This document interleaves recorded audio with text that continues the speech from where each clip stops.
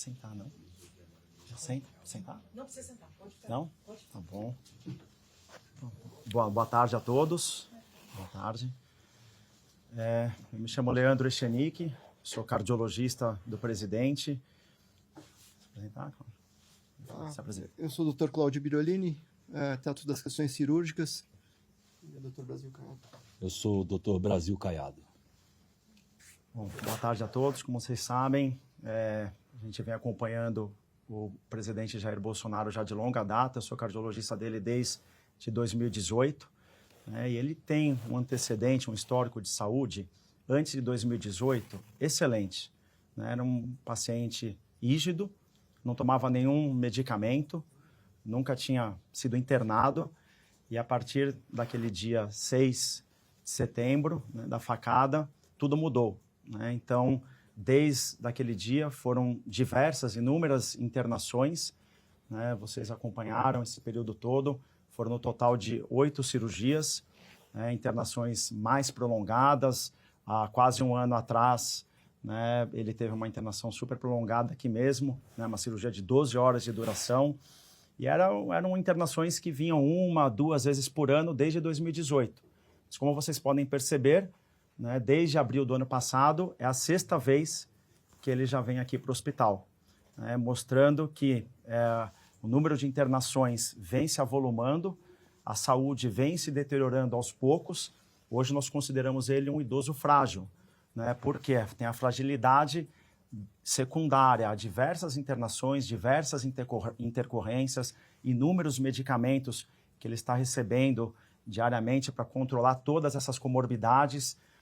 E todas essas internações, a gente gosta de ressaltar que não fosse a primeira internação da facada, a maioria delas não teria acontecido, porque todas as demais internações foram consequências daquela primeira, exceto quando ele teve erisipela, que ele foi internado para receber antibiótico venoso, que foi uma internação mais curta, um pouco mais simples, mas desde abril do ano passado, esse é o 3º episódio dele de pneumonia. Então, indo para o momento atual, o que aconteceu com ele? Na madrugada, ele começou a ter febre, calafrios muito intensos. Quando ocorrem esses calafrios que são muito exuberantes, onde a pessoa não tem nem controle sobre o corpo, a gente chama isso de bacteremia. É um sinal de que a infecção é causada por bactéria, que essa bactéria está caindo na corrente sanguínea e está gerando aquele sintoma importante. E ele começou a ficar com falta de ar, teve episódios de vômitos na sequência, secundária ao refluxo. E quando ele foi lá mesmo examinado, ele estava com uma saturação de 80%. A pressão estava 9/5. E ele é um paciente hipertenso. Então, 9/5 numa pessoa que já é hipertensa é um valor bem reduzido. Isso denota que é uma infecção que estava se iniciando já com critérios de gravidade. E foi muito oportuno a vinda dele rápida ao hospital, porque quando há uma infecção importante dessa, se demora muito, 1 hora faz diferença. Então, o fato de ele ter sido prontamente ali, chegou, as pessoas colocaram ele rápido, tiveram a sensibilidade ali no momento de trazê-lo muito rápido ao hospital, isso fez toda a diferença. E ao entrar aqui no hospital, rapidamente foi submetido aos exames, confirmando o diagnóstico de uma pneumonia bilateral, ou seja, pegou os 2 pulmões, a do lado esquerdo foi maior do que a do lado direito, Teve alterações também nos exames de sangue, em consequência dessa infecção, mas rapidamente ele já passou a receber 2 antibióticos na veia, bem potentes, para já iniciar o tratamento o quanto antes e reverter o quadro. Então foi um quadro realmente que inspirou muitos cuidados, foi um quadro muito grave, que agora, nesse momento, ele se encontra na UTI, frente à gravidade de tudo que ocorreu, está recebendo todos os tratamentos, tratamento para o soluço, tratamento para o refluxo, o tratamento para essa infecção severa, está recebendo hidratação, porque ele chegou desidratado também frente aos vômitos que ocorreram, iniciou agora a fisioterapia também, que é uma medida importante que vai associada ao antibiótico ajudar na recuperação dessa pneumonia. Então, realmente foi uma pneumonia mais grave do que as 2 anteriores que ele teve no ano passado, no 2º semestre do ano passado. Então, agora ele vai permanecer na UTI, né? A gente não tem prazo ainda para alta da UTI, ele vai ficar o tempo que for necessário para restabelecer os pulmões, para restabelecer a saúde, né? A hora que ele apresentar uma melhora, a gente dá alta da UTI para o apartamento, né? Mas ainda não há previsão desse período todo, vai ser um tratamento mais prolongado, é diferente de uma pneumonia simples, onde o paciente recebe antibiótico oral e vai para casa, né? Então, a pneumonia num paciente de 70 anos, com todas essas comorbidades que ele tem, com todo esse histórico, realmente se agravou demais. Vamos os três falar e depois a gente abre para perguntas? Ok. Você quer falar, doutor Cláudio? Não, então, essa questão da pneumonia, nós já havíamos alertado, né, nos relatórios do risco de pneumonia aspirativa pela questão do refluxo. E, novamente, estamos aí tendo que lidar com essa situação, que é uma situação bastante crítica, bastante indesejada, e que realmente, para quem questiona, isso realmente põe em risco a vida do paciente. Tá? Uma pneumonia aspirativa pode fazer com que a pessoa evolua com uma insuficiência respiratória e se você não intervir, morra. Okay? Então, por favor, a gente está lidando com uma situação extremamente grave. Tá? No momento, a questão do presidente Jair Bolsonaro é estável, mas o risco de um evento potencialmente mortal, mais uma vez, surge nessas circunstâncias. Okay? Então, nós faremos tudo para reverter isso, para prevenir que novos episódios aconteçam e vamos torcer para que ele saia bem de mais esse episódio. Tá bem? É bom, o doutor Leandro e o doutor Cláudio sintetizaram bem o quadro como um todo, mas um detalhe importante eu queria chamar a atenção, que me chamou a atenção quando fui examiná-lo por volta de 7 horas, e o relato de ter passado mal pela primeira vez por volta das 2 horas, e também o fato dele ter dormido bem ontem, o que me chamou a atenção foi a velocidade de instalação dessa infecção. Infecções podem evoluir de forma mais lenta ou mais rápida, mas no caso específico dele, do quadro de hoje, foi de forma assustadora a velocidade, porque se um quadro começa às 2 da manhã, às 8 a tomografia mostra o grau de comprometimento no pulmão, nos pulmões, mais acentuado à esquerda, isso nos chama muita atenção para todo o cuidado que nós vamos ter agora e qual a forma de prevenir, como o doutor Cláudio falou, quadros recorrentes e graves. Isso foi o dado que mais me chamou a atenção, foi a velocidade e a gravidade. Ok, eu vou abrir para a pergunta agora. Quem vai fazer a pergunta da primeira fileira? Fátima? Doutor, e ele está consciente? Como é que o presidente encontra-se? Assim, ele está consciente? Tá consciente, tá? Ele chegou aqui com muita falta de ar, né? Mas com as medidas tomadas inicialmente, ele está recebendo inalações, diversos medicamentos, então agora ele está consciente, está conseguindo falar melhor, o desconforto respiratório foi amenizado, né? A saturação dele, que era de 80%, agora está em 92% com as medidas iniciais que foram tomadas. Então, nessas primeiras 8 horas aí de tratamento, ele estabilizou. Ele está melhor do que quando chegou, mas longe ainda de ser um quadro totalmente controlado. Léo, por favor. O ex-presidente, diante desse quadro, precisou ser entubado? Não houve necessidade de intubação, né? Nós imaginamos que se o tratamento não fosse instituído rapidamente, essa infecção frente à velocidade que foi, né, em poucas horas, ele poderia evoluir para realmente precisar de intubação e poderia evoluir para uma infecção que nós chamamos generalizada, que se chama choque séptico, né? Então, o objetivo do tratamento foi exatamente intervir precocemente para que isso não ocorresse, né? E ele não está entubado, não foi entubado. Então, no momento, como eu falei, ele melhorou da falta de ar, está no momento mais estável agora. Amanda. A recomendação seria talvez que tivesse uma prisão domiciliar, então, não... Nós trabalhamos muito olhando para o paciente e para a saúde dele. quando há um quadro agudo, grave, a nossa preocupação agora é mantê-lo estável, bem, protegê-lo de complicação. É claro que determinados ambientes são mais negativos para ele, do ponto de vista de desencadeamento de doença ou a própria complicação. Mas eu digo para vocês que nesse momento agora, a preocupação da equipe é de deixá-lo bem. Depois, provavelmente, a equipe que é responsável por essa área deverá tomar as medidas que eles acharem necessário. Doutor, vocês mencionaram que tinham relatado, de fato, nos relatórios, esse risco de pneumonia aspirativa. O que poderia ter mitigado esse risco? Meio pegando um gancho na pergunta da colega, mas o que de condição faltou ou ele poderia ter e não teve para que se mitigasse ou para que se evite que isso volte a acontecer quando ele sair daqui também? Esse foi o terceiro episódio, né, como nós falamos, e ele vai permanecer com esse risco, tá, no futuro.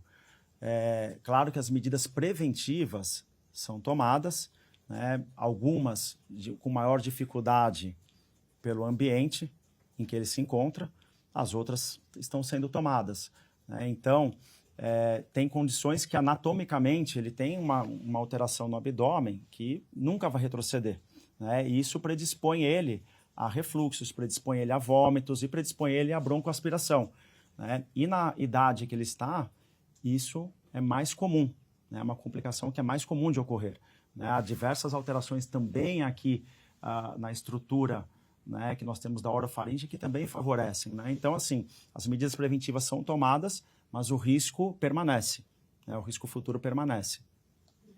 Só complementando, o Leandro falou muito bem, mas quando você compara ambientes diferentes, você perguntou qual é a forma de mitigar, então você imagina que em casa você tem uma alimentação muito mais adequada. E nós sabemos que a alimentação participa direto do processo de refluxo, que é um fator desencadeante da broncoaspiração. Então, sem dúvida nenhuma, quando você organiza uma dieta, os profissionais adequados estão mais próximos do paciente, sem dúvida nenhuma, o risco é menor. Prudência. Doutor, convencionalmente, o paciente com esse quadro clínico, ele leva quanto tempo para sua recuperação com idade mediana e com 70 anos no caso do presidente? Tem alguma diferença no período de recuperação? A recuperação, como você perguntou, claro que na faixa etária dele é esperada uma recuperação mais lenta, tá? Com as comorbidades que ele tem, também são fatores agravantes, tá? O fato de o tratamento ter sido rápido vai amenizando isso, mas nós não temos ainda um prazo determinado. O antibiótico que ele está recebendo, ele vai de 7 a 14 dias, vai depender da evolução. Então, como eu falei, numa pneumonia mais simples, o paciente recebe muitas vezes só antibiótico em casa, às vezes interna, recebe 2, 3 dias de antibiótico na veia e vai para casa. No caso dele, não. No caso dele, frente à gravidade, a gente espera, né, uma evolução um pouco mais lenta e vai ser no dia a dia. Dia a dia a gente vai tendo novidades, vai avaliando a resposta dele ao tratamento. E normalmente, quando uma infecção se instala, seja em qualquer um de nós temos a característica da agressividade da bactéria e também da defesa do organismo. E nós sabemos que quanto mais idoso, mais velho, a cada ano que passa, a nossa defesa tende a ser mais lenta, mais difícil. Então, progressivamente, o risco é maior. Danilo. Queria saber, vocês falaram sobre as medidas preventivas que estão sendo tomadas, essas exposição à infecção, se essas medidas preventivas são só medicamentosas e se está descartado qualquer possibilidade de intervenção cirúrgica. No momento, não há nenhuma possibilidade de tratamento cirúrgico. Tratamento clínico, medicamentoso, com fisioterapia. Não se trata isso com cirurgia, né? Cirurgia seria só para complicações que, porventura, vamos supor, possa ter uma coisa que nós chamamos de empiema, por exemplo, que forma um líquido em volta do pulmão e precisa ser drenado. São complicações da pneumonia. Mas isso é mais raro e nós esperamos que ele não venha a ter, tá? João, o senhor falou que acompanha o ex-presidente desde muito tempo. Eu queria saber se teve alguma diferença no quadro dele desde o momento que ele esteve preso, no dia 22 de novembro, até hoje, e antes também ali naquele período que ele ficou em prisão domiciliar, porque ele também veio para o hospital quando ele estava em prisão domiciliar. Então, teve essa diferença, preso na Polícia Federal e em prisão domiciliar? Houve sim, né? Como eu falei, o próprio número de internações dele reflete isso, né? Anteriormente, era uma internação por ano, teve ano que ele foi internado 2 vezes, e nós estamos falando que desde abril do ano passado até agora é a 6ª vez que ele está aqui conosco no hospital, né? Então você vê que o número de intercorrências estão aumentando, né? Momento a momento. Então o nosso objetivo agora é tirar ele dessa fase aguda mais uma vez, né? Ele vai para casa depois ele vai para a instituição com as medidas preventivas todas e vamos seguir o tratamento dele.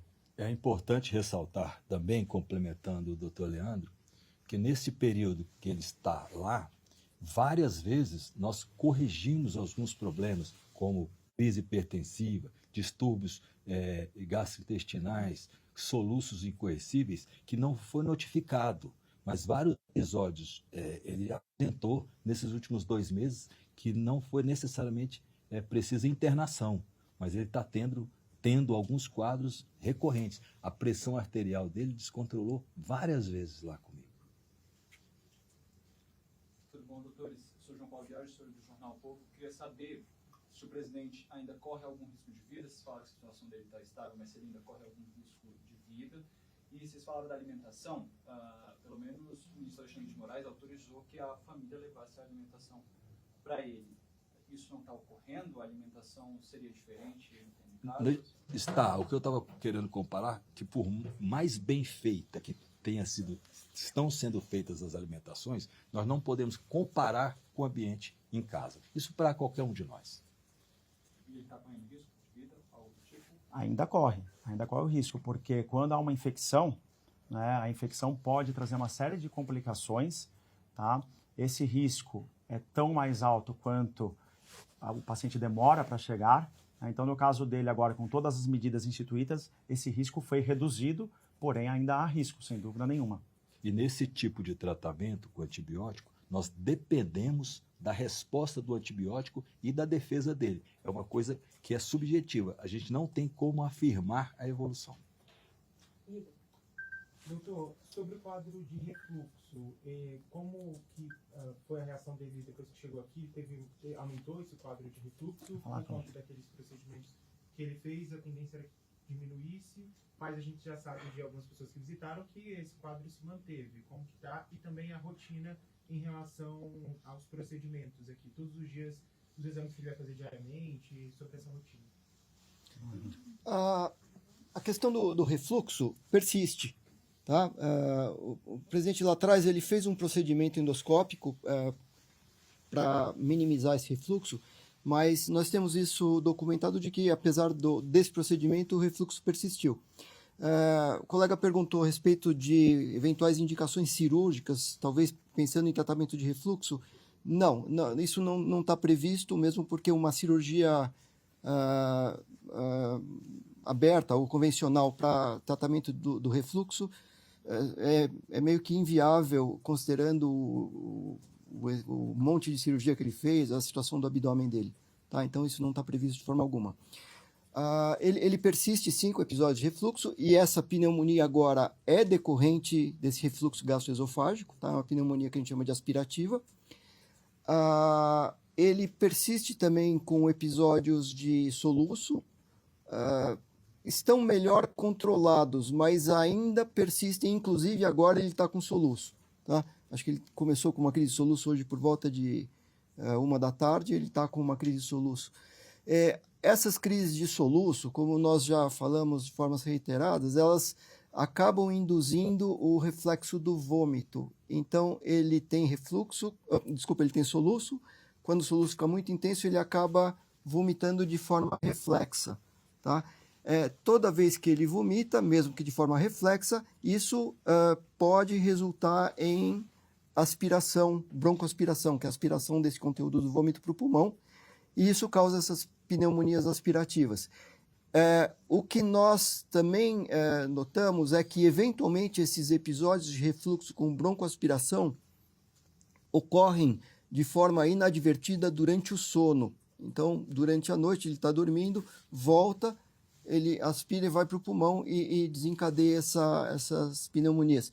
Já é o segundo episódio muito parecido, tá? O primeiro foi por volta de agosto, e agora esse episódio. Então, isso está muito bem documentado, tá? As medidas que a gente tem para evitar são essas. Então, evitar uma alimentação muito grande à noite, quer dizer, fazer uma refeição mais leve de noite, evitar deitar com o estômago cheio, elevar a cabeceira da cama, enfim, são essas medidas. Usar medicamentos procinéticos que ajudam no esvaziamento do estômago, tá?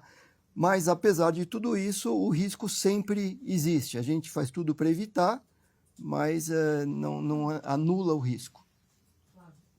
Então, das 3 pneumonias que o ex-presidente teve, 2 foram essa aspirativa que alimentos foram para o pulmão dele. E como é que faz para limpar o pulmão? É com a medicação?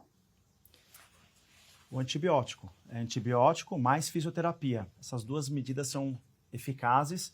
Claro que a imagem da pneumonia na tomografia, ela demora muito tempo para desaparecer, tá? Esse é um processo gradual que vai vindo conforme melhora a resposta dele ao tratamento instituído. Em quanto tempo o pulmão... Para você ter uma ideia da pneumonia que ele teve em agosto, foi feita uma tomografia de controle em dezembro e ainda mostrava sinais inflamatórios residuais da pneumonia de agosto, para você ter uma ideia como às vezes é difícil para o organismo. E só fazer adicionar uma informação, todas as pneumonias que ele teve foram broncoaspirativas. Em 2 episódios, isso eu tive a oportunidade de testemunhar um deles, ele teve a mesma coisa que ele teve hoje, que foi uma bacteremia, que é esse quadro de calafrios, a pessoa mal consegue falar, mal consegue... fica tremendo, é uma situação bastante dramática, e seguida de febre. Tá? Então, em 2 episódios nós presenciamos essa condição, em um terceiro episódio não. É só porque eu não entendo. A alimentação, tudo que ele come está no estômago, volta e vai o alimento que volta para dentro do pulmão. O volume não é relevante. Tá bom? Às vezes um pequeno episódio de refluxo pode resultar numa pneumonia aspirativa. Não é que ele precisa vomitar todo o conteúdo gástrico. Apenas uma pequena quantidade é suficiente. E o próprio conteúdo também é ácido. Você mistura acidez com bactérias que vão contaminar o pulmão de forma infecciosa e também irritativa. Causa, às vezes, o que nós chamamos de pneumonite. Então, são quadros normalmente sensíveis e perigosos. Isadora. Os senhores falaram que o presidente já é considerado um paciente idoso, né, e que não está em casa impactam o quadro dele. Ele faz 71 anos na semana que vem e tem volta que a perspectiva é voltar para a papudinha. Qual que é a perspectiva, se é que existe, de melhora do quadro de soluço, considerando esse cenário? O quadro de soluço dele já vem de longa data, né? Um soluço que nós denominamos incoercível. Quando ele não melhora, é refratário a todas as medidas que foram instituídas. Então, assim, ele já recebeu todos os medicamentos possíveis para isso, já foi submetido no início do ano ao procedimento de bloqueio de um nervo aqui, na tentativa de amenizar esse soluço, e realmente é um soluço refratário.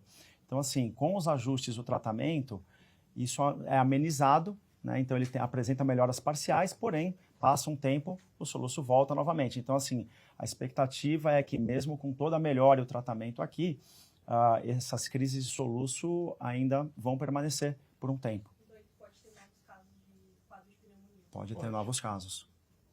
São imprevisíveis. A gente não tem como. Só para entender a resposta da pergunta dela, esse quadro de pneumonia, esse conteúdo que vai para o pulmão com essa infecção bacteriana, qual a ligação para não entender?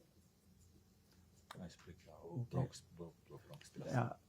O conteúdo que vai, por exemplo, do estômago, ou mesmo o conteúdo da cavidade oral, nós temos diversas bactérias na boca. Esse conteúdo, quando cai no pulmão, ele desencadeia a inflamação e a infecção, né? E, além disso, um outro dado importante, pode desencadear também uma coisa que nós chamamos de broncoespasmo, que ele vem tendo, né? Então ele vinha, parte dessa falta de ar que ele vinha apresentando, ele estava com broncoespasmo, que são espasmos dos brônquios que estão levando o ar para os alvéolos. Então isso também está sendo tratado, mas faz parte do mesmo quadro inicial, tá? Só para esclarecer, acho que não sei se ficou claro, são duas situações que andam juntas. Uma é a pneumonia bacteriana, que é o acometimento do pulmão por bactéria, e a outra é a pneumonite química causada pelos ácidos que eventualmente caem no pulmão e causam irritação. Tá? Doutor Leandro, primeiro eu queria saber se essa questão dos soluços e da medicação que o presidente está usando, que é uma medicação, todos falam que é uma medicação muito forte, ela está sendo fracionada, né, ao longo do dia. Eu queria saber se essa medicação, se ela deixa o ex-presidente, de certa forma, com uma questão cognitiva um pouco prejudicada. E, doutor Cláudio, o senhor falou que a questão da pneumonia broncoaspiratória já estava relatada no relatório que vocês fizeram bem na sua primeira fala. Esse relatório foi enviado à Justiça, falando que isso poderia ocorrer? São essas duas perguntas. Ok. Os medicamentos que ele recebe para o soluço, eles têm o potencial, sim, de causar sonolência, de causar redução dos reflexos, tá? Incoordenação. Então, nós temos todo um cuidado para ajustar as doses dos medicamentos, e o metabolismo também de uma pessoa de 70 anos não é igual de uma pessoa de 30, de uma pessoa de 10. Então, a gente tem que ajustar a dose e tomar muito cuidado, porque tem medicamentos que, quando associados, potencializam esses efeitos adversos. Então, é todo um ajuste fino que é realizado no caso dele, para que ele tenha todo o benefício do tratamento sem colocá-lo no risco. Mas sempre também há uma imprevisibilidade. Os efeitos adversos podem ocorrer, inclusive podem favorecer a episódios de confusão, a episódios de queda, como ele já apresentou anteriormente. Então, realmente é um quadro muito complexo, né, grave, e que é necessário ajustes finos e constantes, tá? Só para complementar, talvez vocês percebam bem essa questão do soluço, são perguntas recorrentes. Nós fizemos vários ajustes, experimentando doses maiores e menores, para tentar um equilíbrio. Porque se nós aumentarmos muito a dose, ele pode entrar num risco maior de efeito colateral do remédio. Quando a gente diminui muito as doses, o soluço não passa. Nós tivemos que trabalhar dentro de um equilíbrio entre o efeito colateral e a resposta do medicamento. Por isso há essa recorrência, porque com doses maiores a gente começa a entrar numa zona de risco que é temerária. Só complementar, então, inclusive isso que o Dr. Brasil acabou de falar, esses medicamentos, a clorpromazina, que é o Ampliquitil, a gabapentina, de um modo geral, eles são depressores do sistema nervoso central. Eles causam todos sonolência, tá? E um dos fatores que pode desencadear o refluxo é quando o paciente fica deprimido, tá? Ele perde um pouco a defesa contra o reflexo do vômito. Ok? Então, isso é relevante. Com relação à questão do relatório, dos laudos, sim, isso está textual na maioria dos relatórios que nós escrevemos, inclusive no último laudo que foi apresentado em função da perícia, isso está bem especificado lá. Isso poderia ocorrer? Sim. São duas questões. A primeira, se não me engano, eu ouvi o senador Flávio Bolsonaro dizendo que o pai teria líquido no pulmão. Essa expressão, ela está correta? E até uma explicação que eu estava dando, os senhores me corrijam agora se eu estiver errada, é que o alimento que ele ingere, que iria ali para a cavidade digestiva, volta no refluxo já com uma massa gástrica, porque já está envolto de enzimas e tudo mais, e como ele respira, vai para o canal errado, para o canal respiratório. E aí acaba terminando no pulmão. Então, o primeiro era o esclarecimento do que acontece para ele ter esse quadro agora. E o segundo ponto é sobre, muito se falou sobre a demora do atendimento médico quando o ex-presidente estava na sala de estado da ordem, que tinha que passar para o STF, ter autorização para ele ter esse atendimento. E agora, estando na Patrulhinha, uma das justificativas seria a liberação imediata. Então, se souberam com menor espaço de tempo sobre o que estava acontecendo com o presidente, se ele pode ser socorrido tão brevemente. O que o senador Flávio Bolsonaro relatou procede, né, porque na pneumonia você tem toda uma resposta inflamatória para combater aquela infecção, E isso é um conteúdo que, a hora que a gente olha na imagem, você fala que tem um conteúdo ali, uma opacidade na imagem e tem líquido também lá dentro, tá? O que é diferente de quando há uma complicação da pneumonia e começa a acumular líquido em volta dos pulmões. A gente chama isso de derrame pleural. É quando ocorre um acúmulo de líquido na parte externa, e isso pode gerar uma coisa que chama empiema, que é uma complicação da pneumonia que ele pode apresentar nos próximos dias. Mas com o tratamento a gente evita isso, né? Então ele está recebendo um tratamento bem potente para evitar todas essas complicações. Então tem um pouco de diferença do que é uma complicação do líquido externo ao pulmão e a imagem dentro do pulmão, que é o que o senador Flávio Bolsonaro comentou, tá? Receber a notícia de que existia um quadro de saúde negativo hoje, se isso foi rápido o suficiente, como serve seria pelo fato dele não estar mais na sala de estado maior, por ele ter a liberação de transferência para o hospital imediata, independente da autorização do STF? Isso. O atendimento ele foi realmente transferido rapidamente, né, hoje pela manhã, e essa condição exigia um tratamento muito rápido. É como uma pessoa quando infarta, você tem que fazer um tratamento rápido, né? Não pode, cada minuto que passa, a chance do paciente complicar aumenta. E com essa infecção grave que ele teve, é o mesmo raciocínio. É diferente de outras condições onde você tem um tempo maior para agir, né? Então, essa condição exigia um tratamento muito rápido, tá? Então, o fato de ele ter sido, desta vez, né, prontamente transferido, facilitou demais e impactou, sem dúvida nenhuma, no tratamento dele. Ele estava consciente, foi ele que acionou ali o agente, pediu socorro, porque da outra vez ele ficou inconsciente, levou um tempo até tomarem conhecimento do que tinha acontecido com ele. Isso, ele estava consciente, tá? Só que com a queda da oxigenação que ele vinha apresentando, isso pode evoluir para um quadro de confusão mental e mesmo comatoso, né? Mas no momento onde ele relatou isso e chamou o auxílio, ele estava consciente.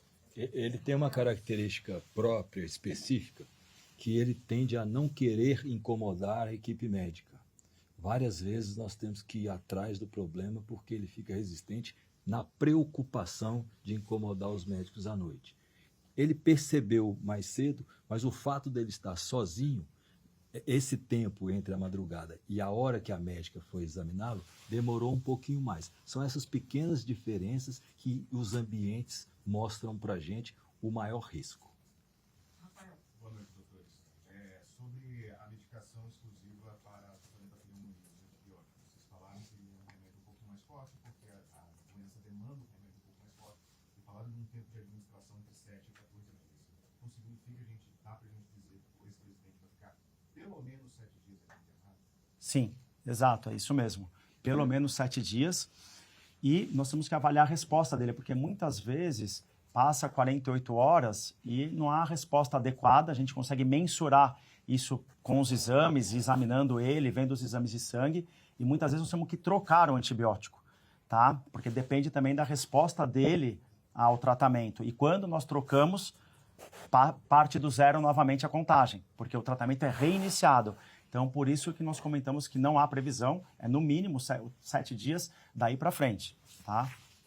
A última pergunta agora, Geraldo. Quando o ex-presidente chegou aqui, ele está com quadro de pré-sepse, a gente pode falar isso? Pode, porque nas características clínicas, quando nós vamos examinar o paciente, é muito lábil, muito sensível à mudança, à evolução, como o doutor Leandro falou. Em poucos minutos, meia hora, uma hora, o quadro muda muito. E um dado que nos chamou a atenção, além da baixa oxigenação do sangue, foi a queda da pressão arterial. Tende a apresentar, não é sempre, mas a hipotensão arterial, ela tende a apresentar nos quadros de sepsemia.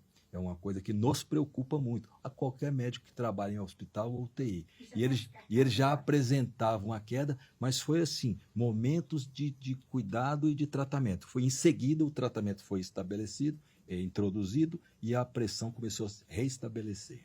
E agora essa questão de infecção generalizada já tá descartada?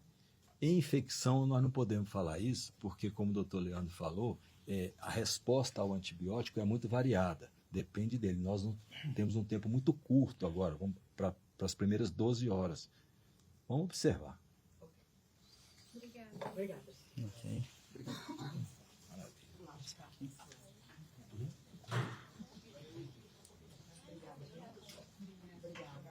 Obrigada.